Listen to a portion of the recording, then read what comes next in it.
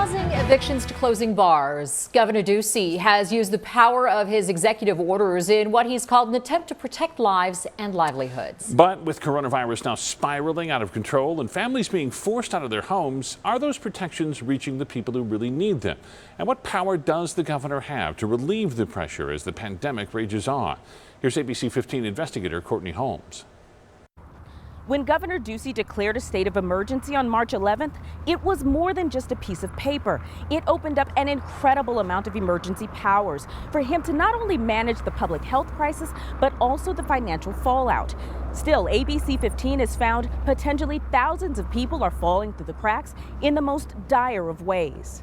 Some 40 COVID-19 related executive orders, and not one of them was able to keep Stephanie Akins and her 7-year-old daughter Sadie in their Peoria apartment.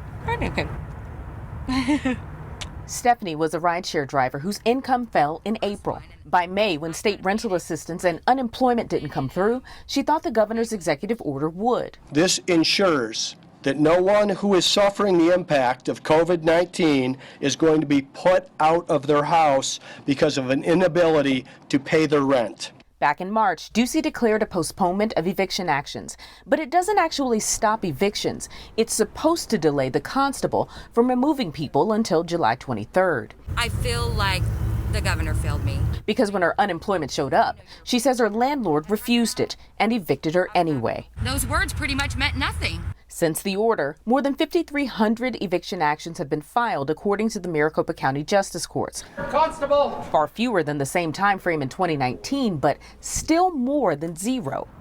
And the question as we get deeper into summer, with coronavirus cases going up, that $600 in federal unemployment going away, and industries closing down again, should the governor be doing more? When you see the system failing, someone to step up and say, hey, wait. But legally, what more can he do? A lot more, according to one expert we spoke to. As long as he says, I need to do this to respond to the emergency. Professor Paul Bender is Dean Emeritus for the Sandra Day O'Connor College of Law. He's argued more than 20 cases before the Arizona and U.S. Supreme Courts. While he says he wouldn't have written it that way, the Arizona Revised Statutes 26-303 gives the governor enormous power during declared emergencies. The right to exercise all police power vested in the state. And it's those three words, all police power, that Bender says makes the difference. The Supreme Court has used the words police power for years to describe the legislative power of the state.